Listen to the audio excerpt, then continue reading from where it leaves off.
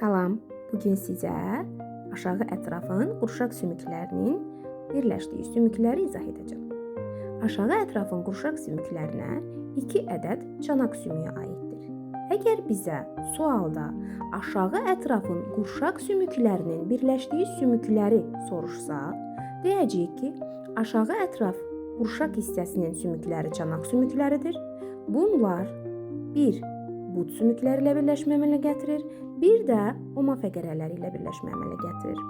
Neçə bud sümüyü, 2 bud sümüyü və oma fəqərələri.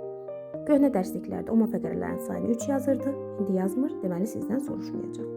Bəs hansı növ sümüklə birləşmə əmələ gətirir deyə soruşsalar, əgər sizə konkret bir çanağı deyil, qurşaq hissəsini soruşursa, deyəcəksiniz 2 növ.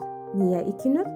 Çünki bud uzun borulu sümüklərə aiddir, fəqərələr də qarışıq sümüklərə. Növ olaraq 2 növ sümüklə birləşmə əmələ gətirir. Sizə bir çanaq sümüyünün birləşdiyi sümükləri soruşsa, bu zaman deyəcəksiniz ki, bir çanaq sümüyü bir bud sümüyü ilə, oma fəqərələri ilə, bir də digər çanaq sümüyü ilə qığırdaq vasitəsilə birləşmə əmələ gətirir. Onda bir çanaq sümüyünün birləşdiyi sümük növlərini soruşsa, borulu sümük, çanaq, digər çanaq yastı sümük və fəqərələr qarışıq sümüklərdir. Qeydlərimizə də baxaq.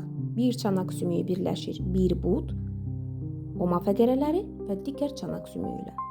Növ olaraq borulu sümük, qarışıq sümük, yastı sümüklər. Aşağı ətraf qurşağına birləşən sümük desə, deyəcəyik 2 bud və oma fəqərələri. Borulu sümük qarışıq sümüklərlə birləşmə əmələ gətirir.